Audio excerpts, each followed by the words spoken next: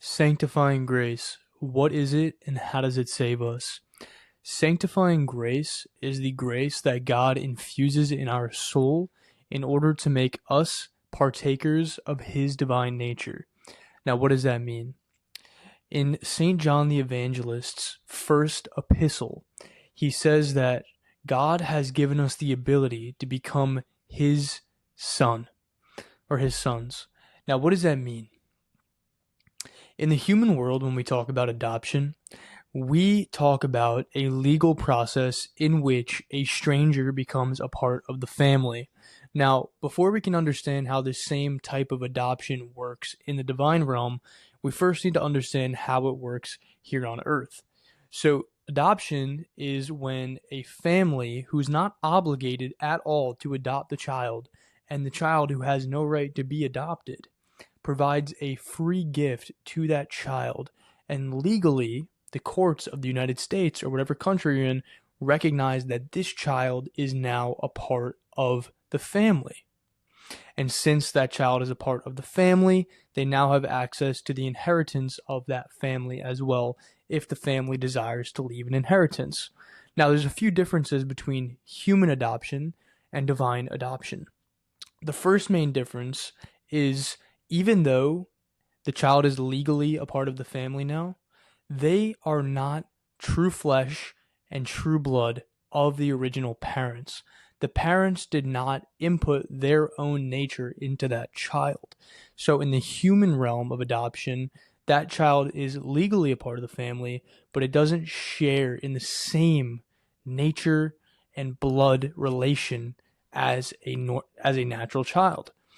The second difference is here on earth, let's say that that child is not the only one who's going to receive the inheritance, but instead there's 2 or 3 or 4 siblings all set to receive the inheritance that the parents are going to give the children. Well, here on earth, that inheritance is limited. So that inheritance would have to be divided between those 2, 3, or 4 children, meaning each child gets less. But in the realm of God, in the divine realm, adoption is completely different. The way adoption works in the divine realm is God does not only legally adopt us so we become kind of part of the family like the adopted child here on earth is. He infuses sanctifying grace into our soul so we share in the same divine nature that He has. We're not merely just adopted sons that don't share in His nature. We are adopted sons that are similar to God. We share in the very essence of who He is. And unlike human adoption, in which the inheritance can be dwindled, the adoption and the inheritance which belongs to God, it is an inheritance that is unlimited. Even though there is a vast amount of partakers who will be partaking in this inheritance, God is unlimited. Now, what is this inheritance? Is it merely a human inheritance like we have here on earth, where we inherit money, possessions, and things of this life? No, it's far greater than that. The inheritance that God offers us is Himself. It's Him. It's Jesus Christ Himself, the bright morning star, as we see in the holy book of Revelation. So when we inherit this, we are inheriting God.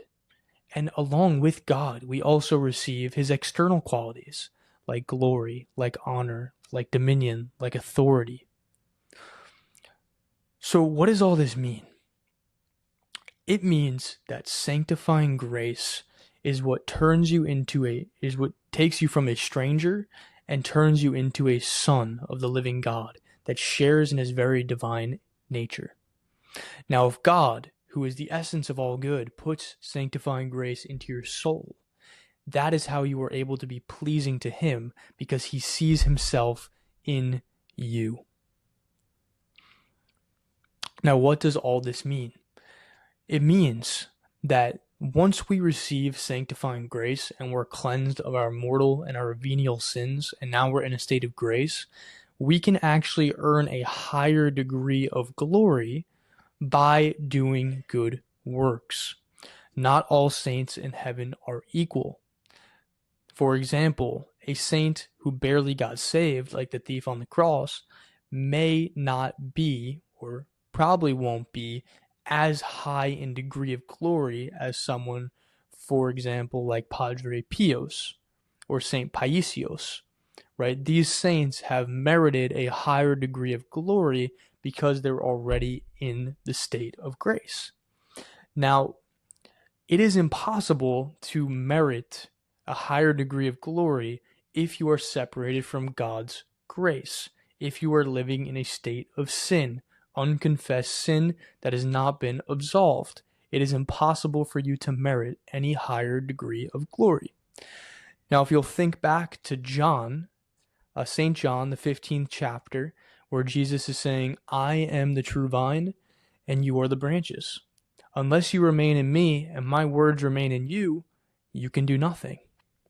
Meaning, unless the Spirit of Christ remains in us, and it doesn't leave us when we sin, when we mortally sin, the Spirit doesn't leave you when you commit venial sins, but when you commit mortal sins, the Spirit and God's grace departs from you until you are reconciled.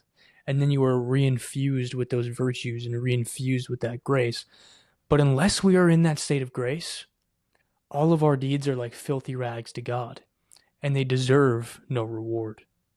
So, with that being said, I hope this taught you something new about sanctifying grace, what it is, what true sonship means, and what it means to belong to God, and also how we may merit higher glory when we enter the kingdom of heaven. God bless all of you. I'll see you next time.